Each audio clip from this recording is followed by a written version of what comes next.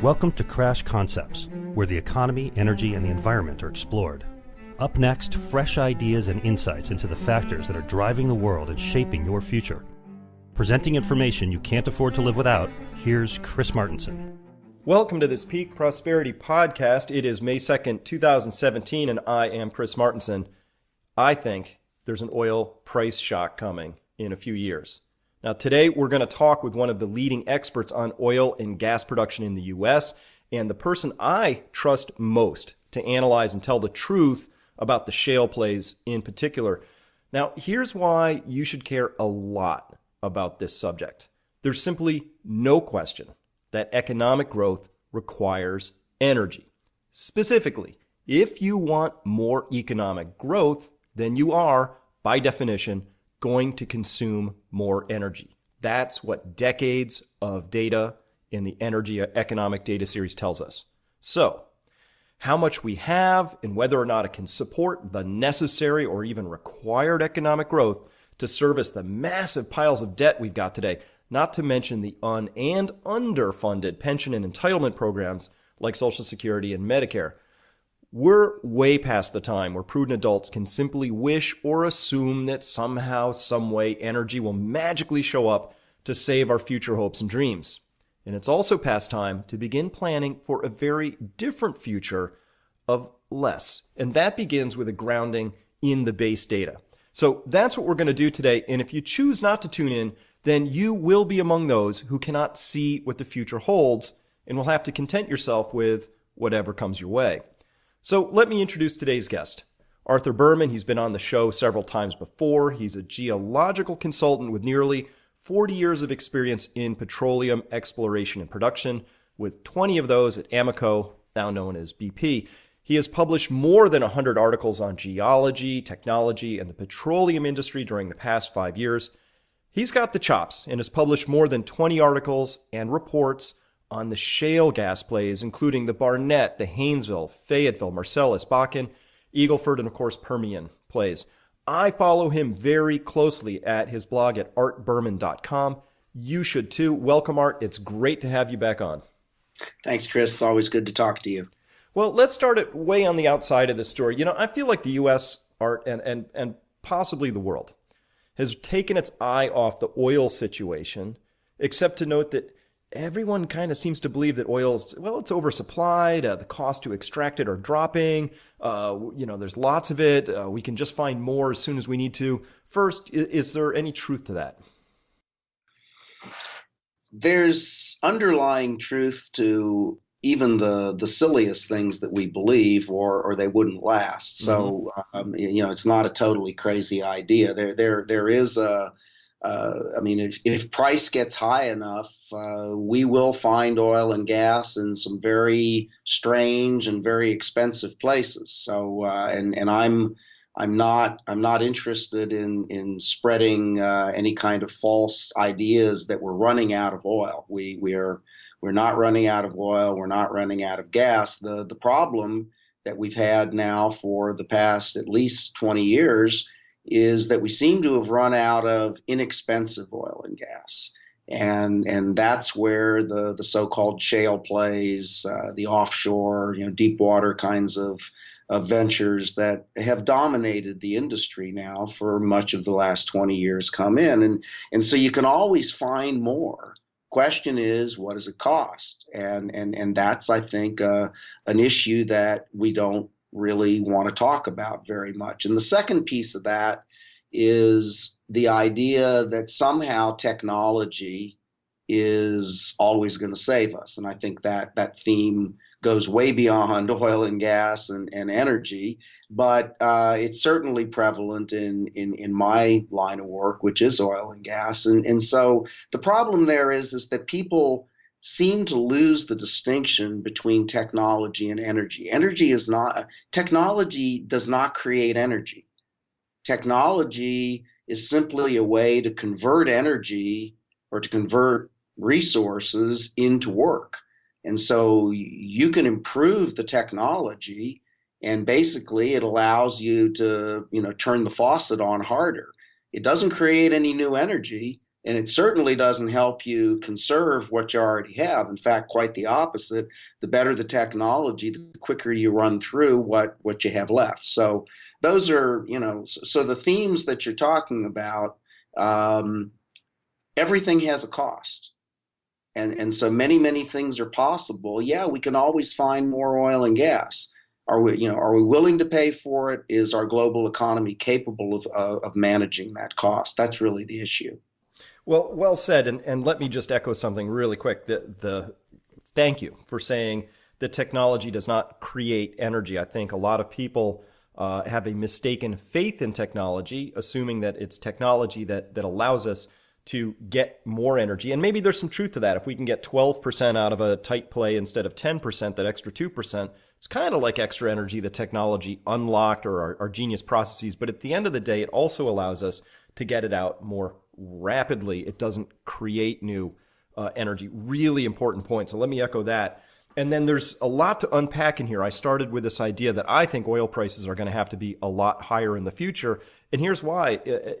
Let's go to the cost side of this. I know that new finds in the deep water plays and some of the more unconventional plays, tar sands, Orinoco heavy belt, Venezuela, these cost a lot of money to go out and do.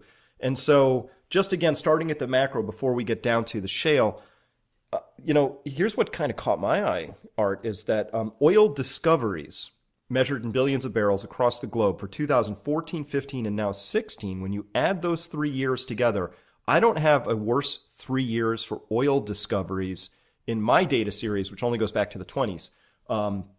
We have individual years that are as bad as a couple of real dry years in the early 50s. But as a 3-year set, this is the lowest discovery set we've got in many, many decades by my data. Tell people, explain that to people. Why is that a concern? There are really two pieces to this answer, Chris. And the first is that we've been looking at diminishing returns as far as the size of what we've discovered now for, the last 40 or 50 years, really.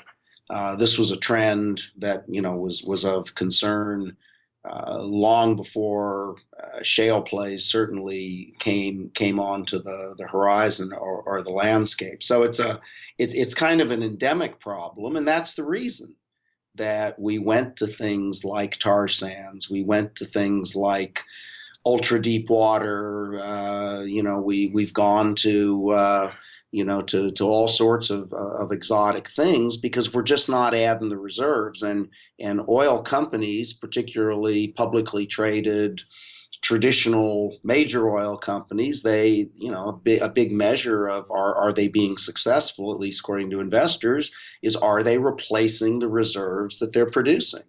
And for a long time, that's been a real challenge for them. And so in some ways, the shale plays have been a little bit of an out, that they've been able to, at least on paper, say they're adding reserves again, whereas in the past they weren't. So that's that's part of the story. But the short term story is we're just not spending the money. Mm-hmm. Okay, we've had a collapse in oil prices. And, you go from several years of $100 oil, let's just say as a round number. It was actually more than that for a while. And then you go to oil prices that average, $45 or $50, and everybody tightens up and they got to cut back their spending on everything. And most particularly, what happens is that we look for this measure called return on capital. Okay, so if I got $1 to spend, where can I not only get the biggest bang for my buck, but the quickest return? Because obviously getting your money back sooner than later is an important piece of time value of money and just basic economics. And the truth is that most of the larger discoveries that have been made any time in the last 30, 40, 50 years have all been in very difficult, expensive kinds of terrains that take years. sometimes a decade or more from discovery to first production, all kinds of cost overruns, et cetera, et cetera. Bottom line, lousy return on capital invested. Okay, so we come along with the shale plays, and here's a way that we can spend a limited amount of money, drill a couple of wells onshore, relatively inexpensive compared to offshore platforms, and get a return. Get something back pretty quick. And so what's happened since prices collapsed is that the emphasis has shifted from these big long-term kind of projects that have many, many years before they start to even show any monetization, much less paying off your investment, to quick pops, things that we can do without committing a lot of capital to. We can start them, we can stop them, and we get a fairly quick return. That works great for the companies, or it works better than anything else. But it's not really great for long-term supply. So we're just not investing the money in the big stuff. That's the simple answer. Not just the big stuff, but also I think in some of the trickier fields, the infill drilling and the other EOR, end of oil recovery sort of processes, steam injections, whatever. It seems like a lot of investment has just tailed off. And yes, the new investment is pouring into the shale because you have these quick returns and all of that. But it was the old conventional fields that we built our entire industrialized economy on. And these were the fields where you could stick a straw in the ground, and that well might produce for many decades afterwards. So yes, there's a long lead time, but it creates a sort of like, I guess if the analogy here would be, the old conventional fields are sort of the baseload generators in the electrical grid. And then the shale comes on as kind of like your gas-fired power plants. So it's like, it gives you quick spurts and all of that. But is that fair characterization for me to think that there's been an underwhelming or even an under amount of investment in what we would call the baseload oil generation? Well, that's exactly right. But here's the reason. It's not because we're ignoring it, and it's not because we're stupid. It's because we found all that. We found all the good stuff, all the easy stuff. That was found decades ago. And that's, going back to the first point I made when you asked the question about, why are we having such lousy years for discovery? It's not a new problem. Mm-hmm. Okay, so we just don't know where there are more, Saudi Arabia size, Prudhoe Bay, North Alaska size, Cantarell, Mexico size fields. If they're out there, we don't know where they are, and our technology doesn't allow us to see them. So, in a way, it's like your base load is dwindling.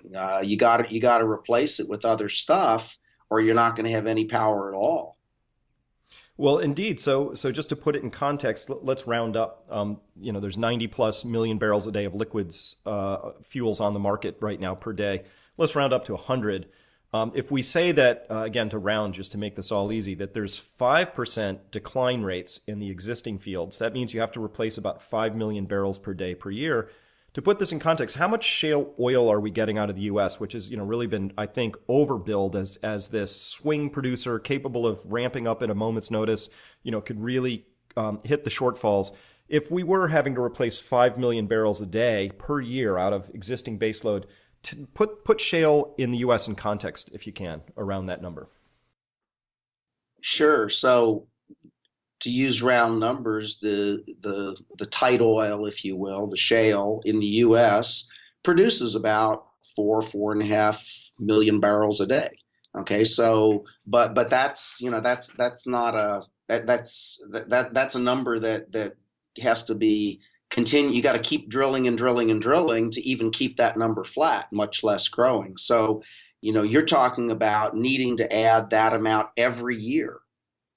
And that possibility, trying to be realistic as opposed to pessimistic, it's just I don't see how you can do that. I don't think that the size of the resource is big enough, at least in the United States, to do that. So it's great. You found 4 or 5 million barrels a day that you didn't think you had, but can you do that every year? Absolutely not. We've kind of done it once. And the additions that we're making, although they're praised in the press, we're not in the most optimistic scenario. Maybe we're going to add 1 million barrels a day for a couple of years before all that goes away. So no, the world is in very bad shape when it comes to where might we find, forget about what we are finding, where might we find that 4 or 5 million barrels a day every year that we need? And shale is a piece of it, but it's not the answer. Yeah, well said. And so that's really where I was getting to with this idea that I think there are higher oil prices in the future, and not least of which is that we know there's more offshore. We know there's more in the ultra deep water. We know how much it costs. We have some idea that there is more there. So obviously we'll go for more if we need to.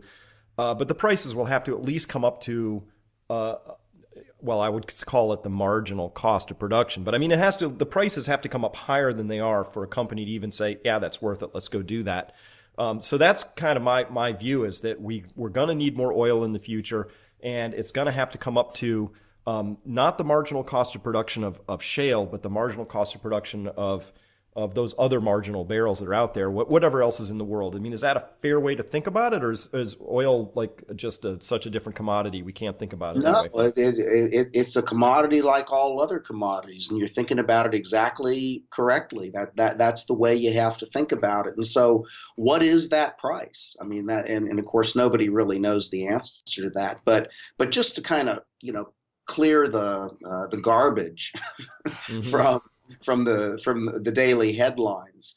The idea, I saw something this morning where the offshore technology conferences in Houston, where I live today, that's all the big deep water guys, and somebody at BP said, well, even though our break-even cost in deep water is $40 a barrel, if prices go below 50, we're not going to drill.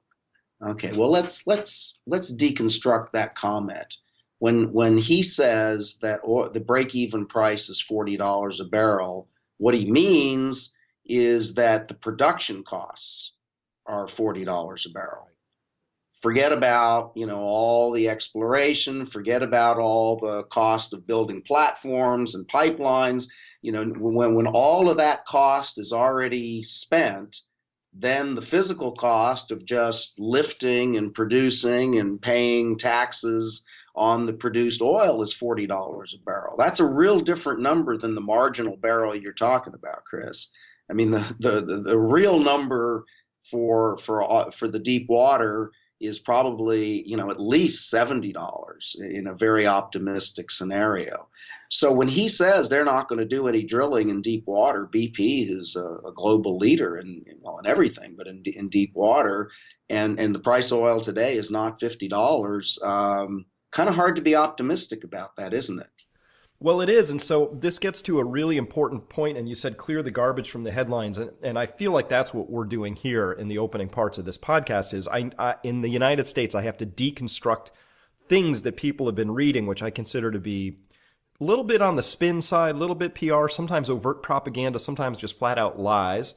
So to help sort of bring some clarity to this, this idea of a break-even cost, you just mentioned, very important concept here, that when somebody says, here's the break-even cost of getting this barrel out of the ground, that might be what's included if all you're looking at is the well has already been drilled and you're just trying to get oil out of the ground. That's one way to look at it, the simplest.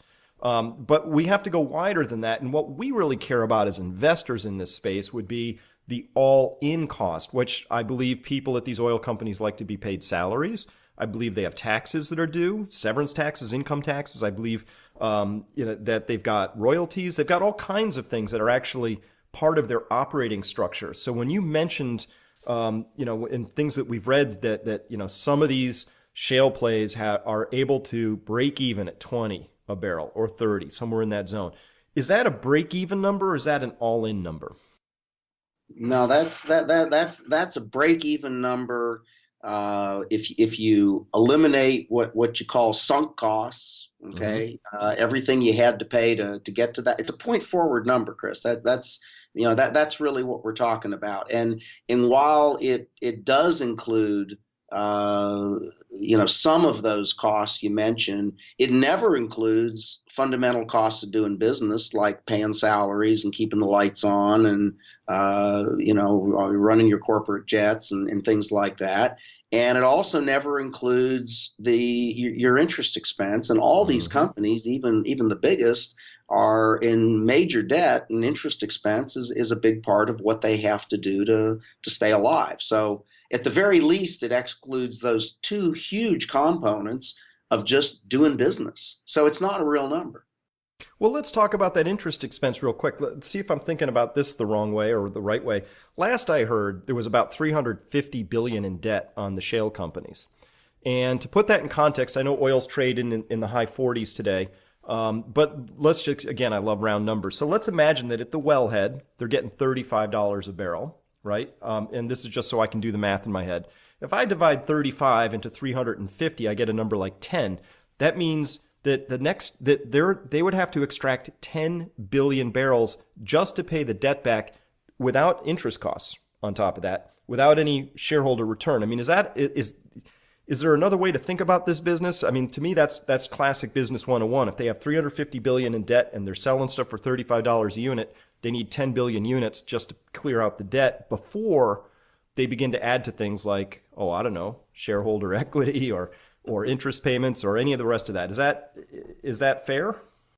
That's fair, and as you know, it's back of the envelope, and it's a little bit more complex than that. But if you're just trying to get a quick read on how we doing here, that's a great way to do it. And if that doesn't look good, then you need to dig deeper and find out what's really going on in the complexity of it all. And that's the reason I spend a lot of time looking at these annual reports that the Securities and Exchange Commission requires of publicly traded companies, even ones that aren't based in the U.S., because they're required to provide something called the standardized measure, which is, okay, given oil prices or gas prices, whichever you're dealing with today, what do you project to be your future cash flows? Mm-hmm. Just to produce those reserves that you've already proven. And what I'm seeing is that the cash flows that they're projecting and the reserves that correlate with them are about a third of what they were in 2014. Okay, so we can talk all about break-even costs getting lower all the time, but we're doing that by writing down huge reserves and projecting a whole lot less profit, if you will, for the companies and their shareholders. Now, there's just no way to spin that into a good thing that I know about.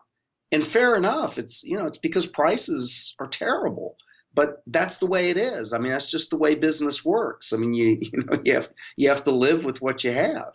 Mm-hmm. All right, so let's turn on that for a minute, because now we're down in it. And you wrote an article recently that the headline of which is "Low Break-Even Prices are not just for shale players, they're for everyone." Tell us about that and why that's important. Well, the mythology, the headlines are that somehow these shale companies have shown us the end of history, if you will, and that now that we're doing shale, everything that you used to think was true about oil and gas, it's no longer true.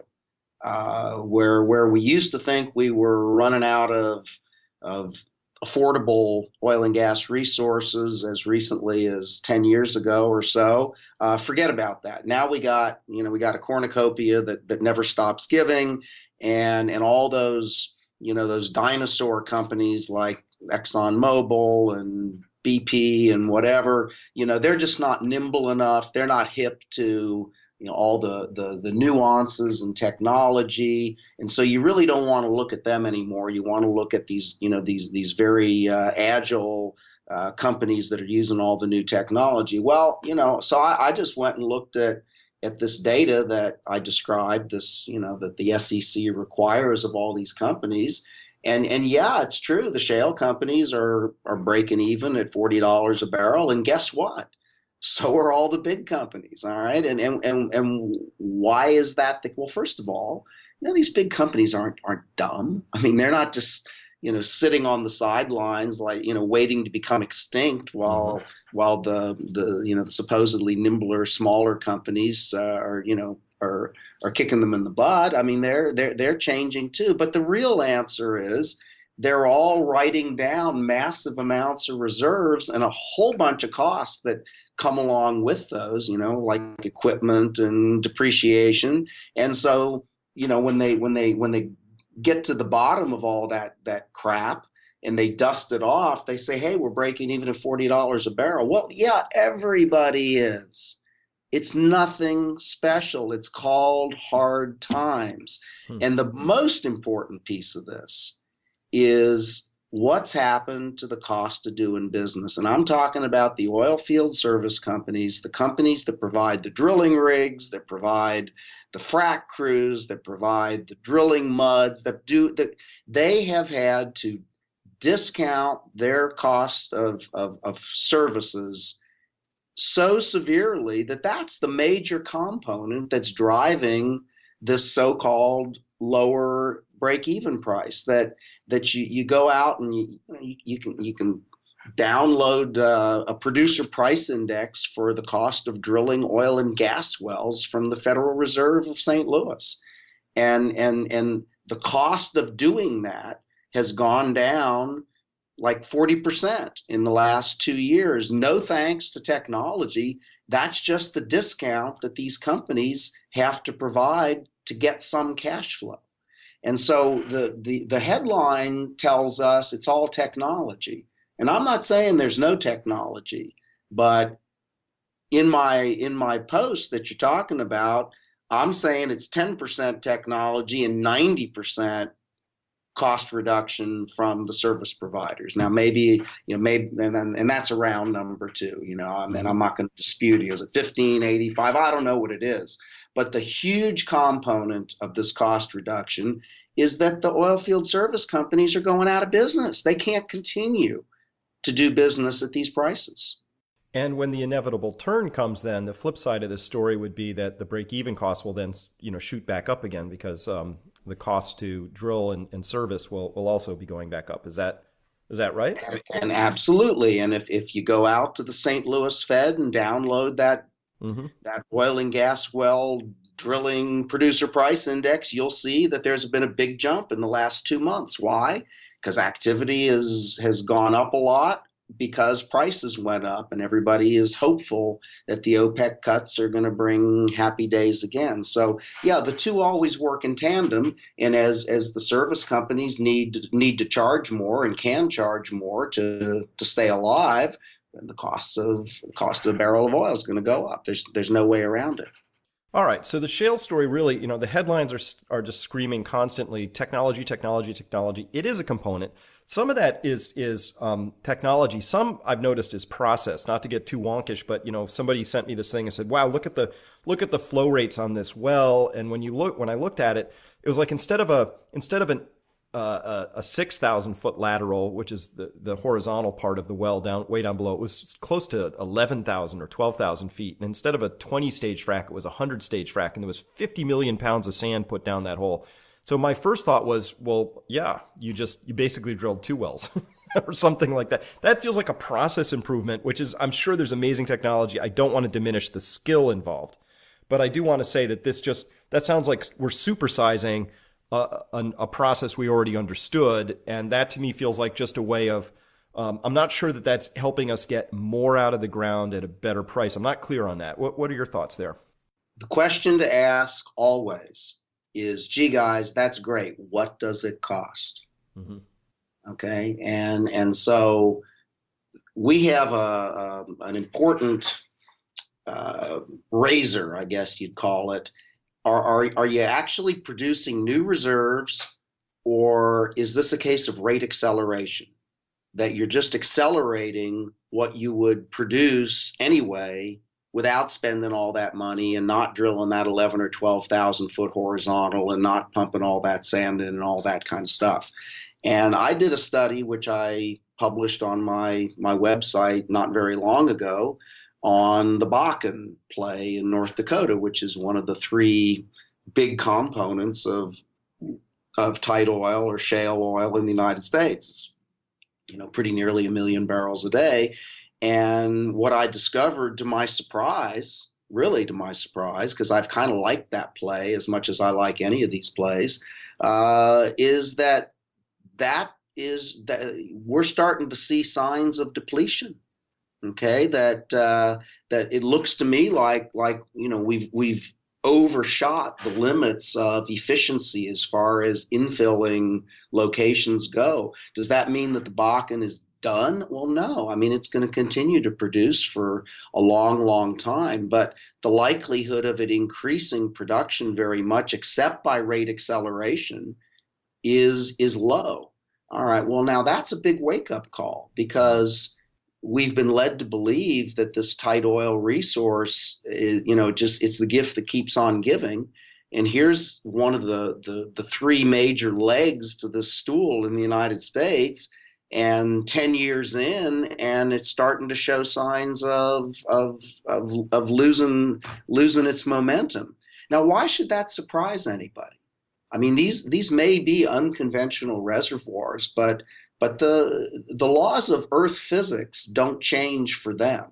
Mm-hmm. And there's hardly a field anywhere in the world, or a play anywhere in the world, that doesn't reach a peak and start to decline. And 10 years is for a round number, is a pretty darn good number for when you've maxed out on growth and supply.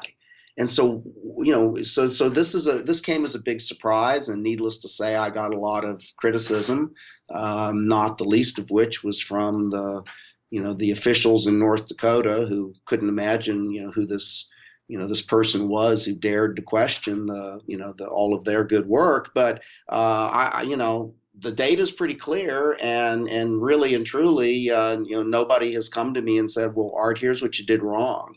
And so what's that say? Well, that says that we're going to start seeing the same thing in these other plays. So and the thing that really worries me the most is water production. We never hear about water production, but water is not a useful component of gasoline or jet fuel or anything else, and yet it comes with the territory. You're going to produce a certain amount of water. You got to pay a lot of money to get rid of it. And what I saw in the Bakken is that water production was increasing in a big way. And we're not talking about a little bit of water. We're talking about billions of barrels of water along with billions of barrels of oil. And I go out and look at the Permian Basin, which is a much younger play, and the water cuts, the percentage of water as a percentage of the total oil plus water produced, is already 80-85%. What? Really? Really. Wow. Wow is right. Okay, so this is the dark side. So there are really two dark sides to the shale plays. The first that we've talked about is that because of all the great technology, you're going to run through it faster than if you didn't have the great technology. The second is that because it's an unconventional accumulation, okay, it doesn't have a trap.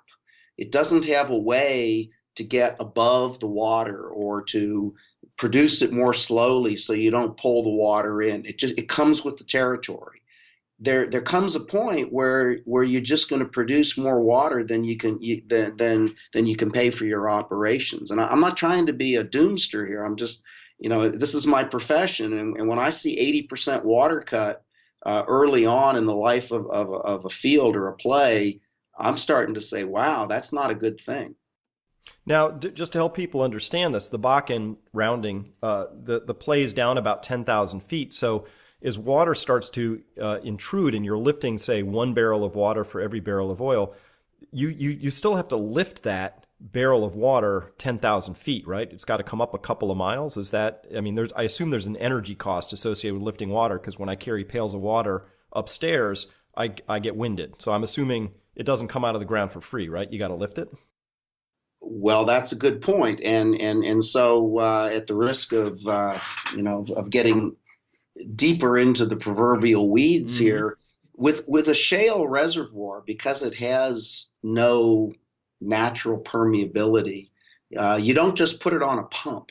like we do a conventional reservoir. Okay, we don't you fracture it artificially, and presumably if you put it on a pump, all you do would be to pull from the fractures that you've created. So you wouldn't actually be pumping from the storage.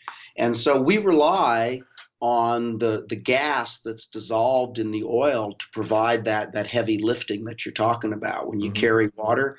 Okay, and what I saw in the Bakken is that the percentage of gas produced is declining. That means that the energy in the reservoir that's bringing the oil to the surface is going away. So you're decreasing the gas, which is a bad thing because that says that your energy's going down, and you're increasing the water, which is what you would expect. It's coming in to replace the volumes of gas and the lower volumes of oil that you're producing. So you put those two things together, and that's the reason that I had to write the post, which wasn't fun to write and it wasn't optimistic. Well, that is really shocking to me that this, we're just 10 years in, and of course this sort of mirrors what we saw in some of the shale gas plays. The Barnett, I think, was rounding again, but about 10, 12 years to peak. And again, prices play a role in this, so we have to keep lots of moving pieces in mind. I assume that if all of a sudden oil was 200 a barrel, lots of other areas in the Bakken would suddenly make sense. I assume they've been high grading, meaning there's sweet spots across this giant territory. Some are more rich in oil and gas and under higher pressure, or whatever, however we're defining that, and others not as much. So what you found in the Bakken, I assume, is that in the areas where they've concentrated, they've kind of already they've saturated. Like infill drilling is not going to really deliver more at this point in time. So what's left are all the sort of the suburbs, the poorer suburbs in this story that are just waiting for higher oil prices, I assume. And so we've got that as a component. But the idea that about 10 years in, and you've kind of mapped it out and hit the sweet spots hard, is sort of whether it's 10 or 20 years, Art. I'm just looking at the idea that these shale plays, we ought to be treating them for what they are. They're amazing, as you put it once, retirement parties. So let's throw a really good party, but they're gonna hit a peak and they're gonna run out at some point. And then then where are we in this story? Well, you're exactly right. And back to the point I made a little while ago.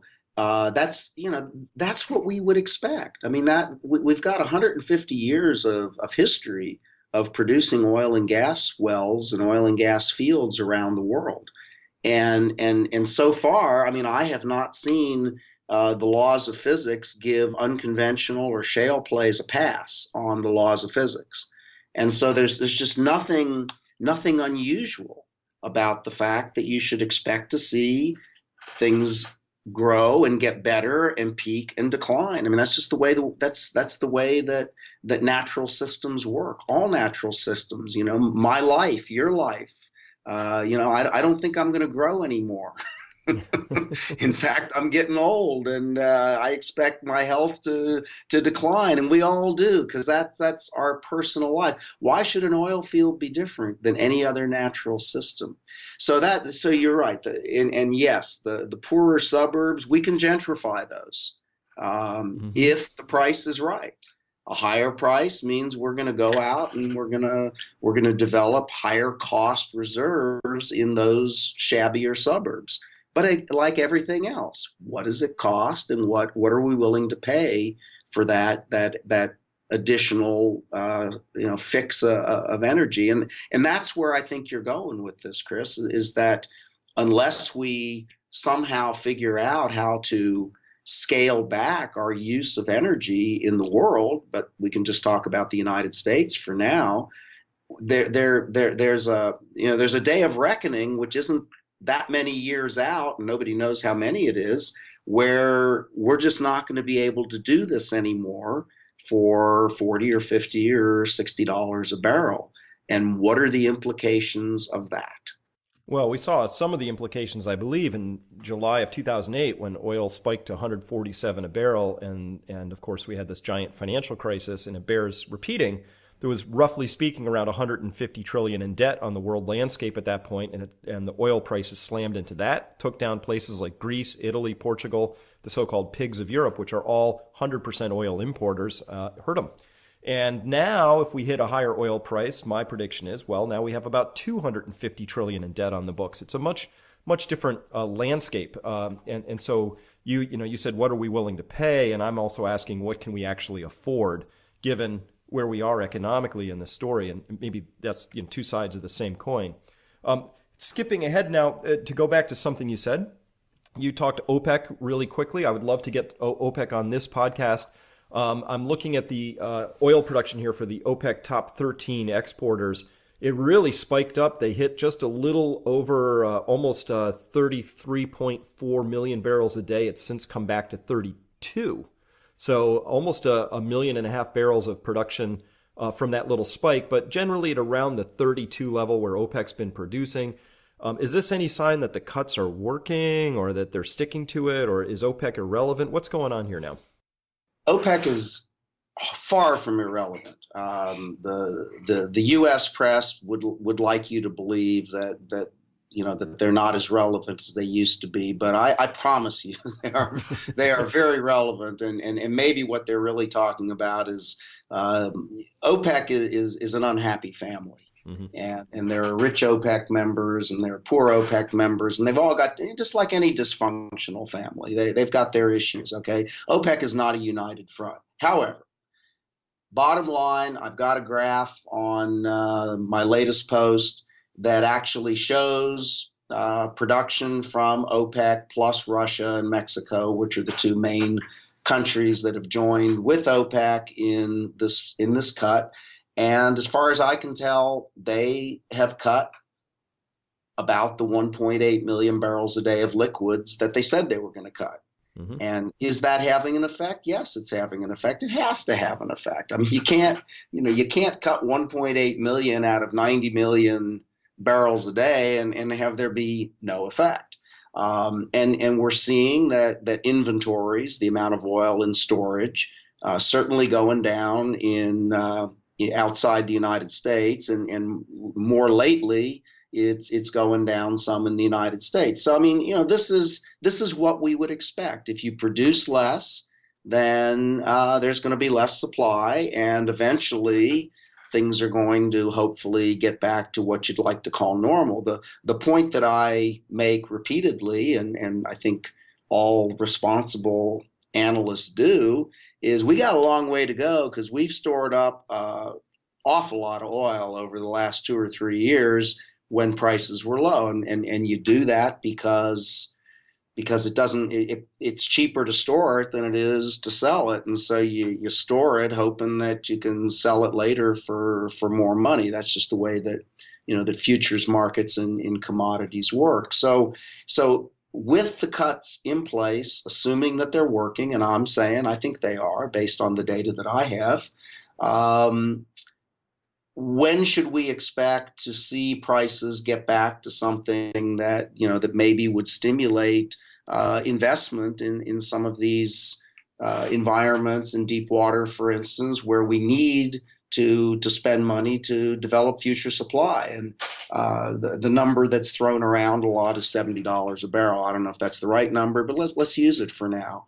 And so if we just look at, well, how much of this global inventory needs to be reduced to get there, assuming that the present will be like the past. We don't know that, but we'll assume that. At the very minimum, we're talking about 6 months or a year, very minimum. So this is not something that's going to occur quickly. And of course, there's a million caveats on that. Will all the members of OPEC be able to hang in there? Well, I don't know. What happens with all the U.S. shale producers that are going great guns right now? I mean, the current resurgence in rig count in the United States is faster than at any other period of recovery in history since they've been keeping these rig counts. So, that's a big market concern is will U.S. increases in production counterbalance these cuts by OPEC? So there's a million unknowns, Chris, but the bottom line is that Oil supply and oil markets are a big super tanker, and you just don't turn a super tanker quickly. It takes time to make those kinds of adjustments. And so, in the most optimistic case, I'd say just for round numbers, we're a year away from having oil prices be what they need to be to encourage the investment to somehow soften the blow of higher oil prices in the future. That gets you to, well, what's the global economy capable of affording? Can the global economy afford $70 a barrel? And that's another question, and I have some serious doubts as to how much it can afford that. Right. Right. Lots of moving pieces. But again, oil is the lifeblood of all economic activity. And we know that China is now the largest importer, and their consumption statistics continue to go up. And the OPEC internal consumption statistics continue to go up.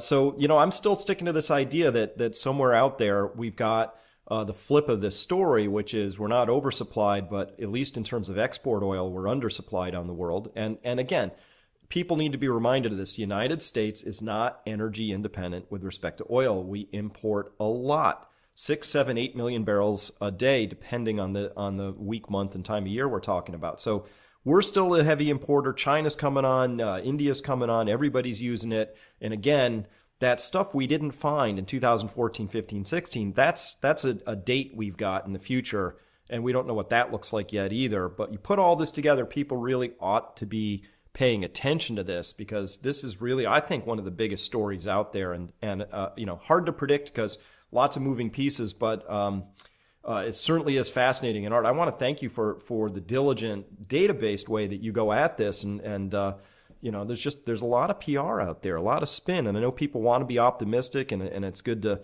have lots of hope for the future, but it's even better to be realistic and let the data tell you what it needs to tell you. So I could keep going here, but in the interest of time, I want to thank you so much for your time today, and point people to artberman.com and check all that out. Art, is there any other place or way people can follow you? You giving any talks? I give a lot of talks, but you'll find what you need on my website, and I'll just close by saying, yeah, Chris, sometimes people ask me, well, gee, your message seems a little bit gloomy to me.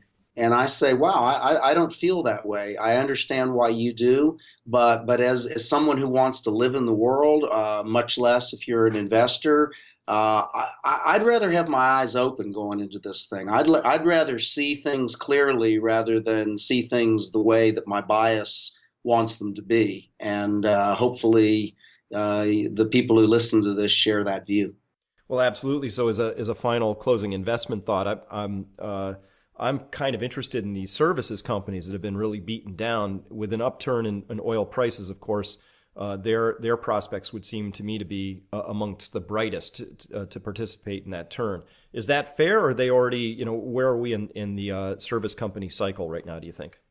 Well, I think things have to be looking up for the service companies, and if you look at the big ones, certainly Schlumberger and Baker Hughes, I say they're beaten down, and they are, but they still got positive cash flow. Now Halliburton is another story, and they don't look so good. But the real issue is that there is a deficit of frac crews. That's the piece of the industry that really was neglected during the downturn, and so the demand out there for frac crews is huge.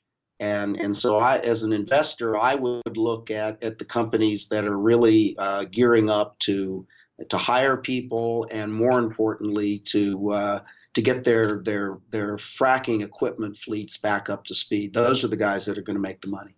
Well, fantastic. Art, thank you so much for that. Thank you for your time today, and we'll hopefully talk again in the future. It's always a pleasure to talk to you, Chris.